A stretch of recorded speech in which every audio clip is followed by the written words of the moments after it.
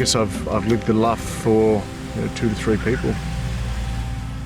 I guess back in the beginning I was just a kid with dreams that wanted to be somebody, wanted to be something, and that something was sport. And I was lucky enough, I guess, that I had my dad playing in the National Rugby League, or which was then called the Winfield Cup. The game of rugby league was everything that I wanted to be. Ever since I was yay high, I wanted to be a footballer, and I did everything I possibly could to be that. I started to show some potential at a young age. I was thrust into playing this high-level footy at a young age, in senior league competitions. As a 13-year-old, I played in the under-18s competition, and then the very next year, as a 14-year-old, I was playing, first-grade football.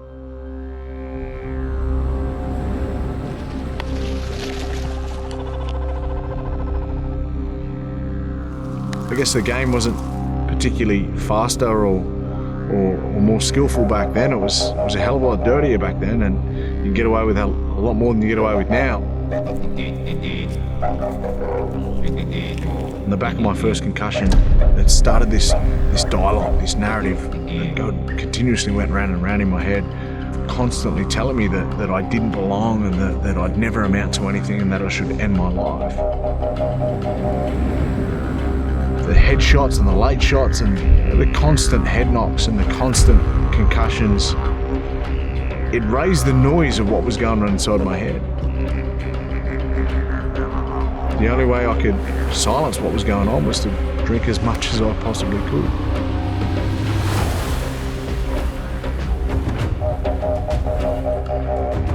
With Sydney came the bright lights, and with the bright lights come other issues as well. I found recreational drugs, and the recreational drug lifestyle, and the louder the noise got, the more alcohol I had, the more drugs I'd have. In the NRL, comes money, comes profile, it becomes more attention and more spotlight. I'm not afraid to say now that ego got the better of me then. I wasn't living an authentic me. The young country kid that grew up with thoughts and dreams in his eyes to be a rugby league player, now I was doing it, and I hated everything about who I was whilst I was doing that. It was fantastic, it was profile, it was everything that I'd wanted, but I'd look at myself in the mirror and I hated who was looking back at me.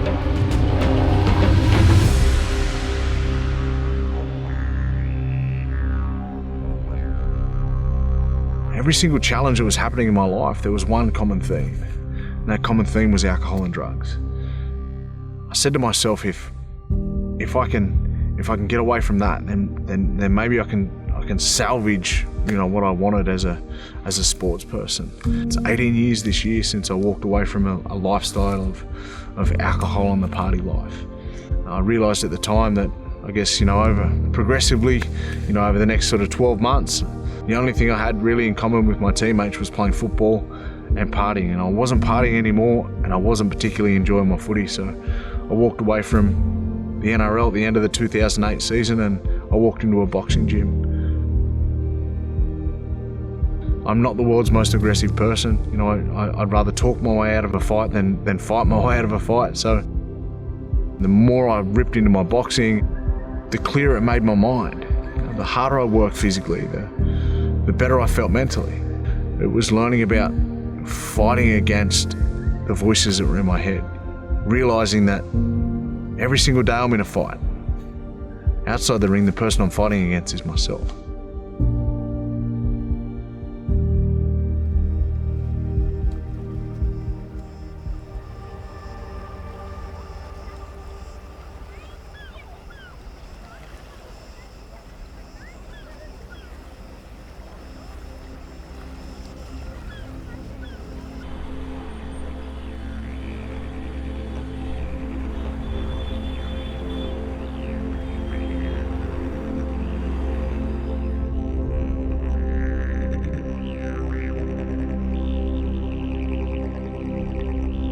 Mental health is spoken about a hell of a lot louder now than it was 30 years ago. It's just the beauty of the conversation getting louder and the more awareness that we have. I didn't know that what I was experiencing was any different to anyone else. When I was using alcohol, when I was using drugs, I was dissociating from my reality. I was dissociating from who I actually was as a person, trying to escape what was going on. Some of the biggest things that we can do is just sit with that person and understand and show empathy and show kindness, and it's about just giving those people the tools to be able to get through the challenging times. And what that is for everyone is different, right? It's about knowing and understanding the people that you're with. When we understand the people we're with, we can show a hell of a lot more kindness and compassion, and we know them as people. We know what helps them in challenging times. I played in the NRL system, and I went okay at that, and then I was a professional boxer and had 16 fights and only lost 3 of them. But who I am as a First Nation man was still sitting there untapped. I met some brilliant people in the suicide prevention and mental health space around the advocacy work that I was doing. One was with a beautiful man called Uncle Paul Gordon, and Uncle Paul said to me, he goes, it's brilliant the work you're doing, Joe, but I want to challenge you on one thing. He said, because I don't believe it's your mind that's sick. I believe it's your spirit that's sick. You need to heal your spirit.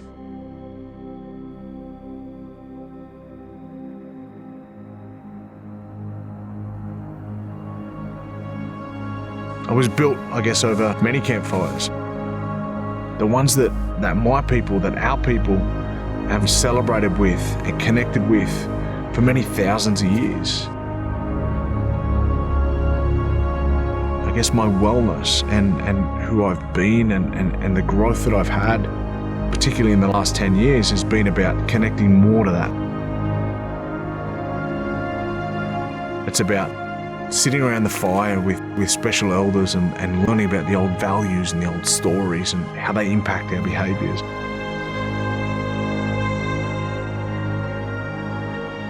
Would I go back to my young 13-year-old self? I'd sit with him and then cuddle that kid and say, everything's going to be all right, young brother.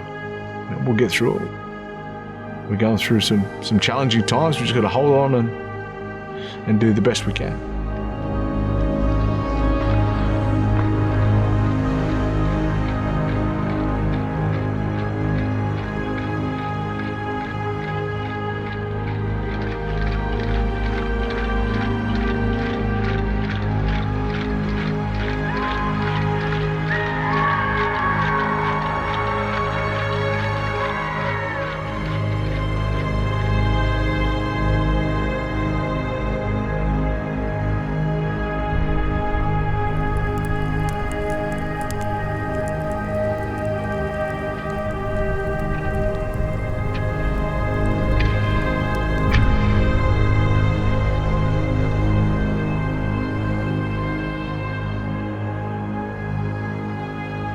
Our ancestors, we danced in groups.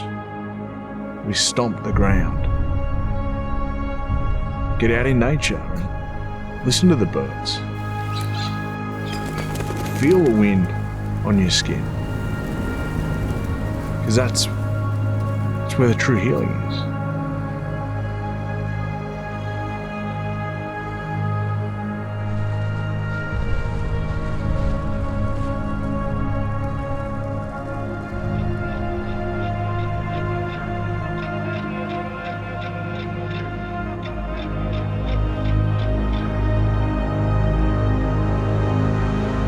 We're the most disconnected that we've ever been. That's why we're so sick as people. What we need to do is to start reforming our village, being around each other, helping each other, connecting with each other. Let's start finding our purpose and be the best version of ourselves.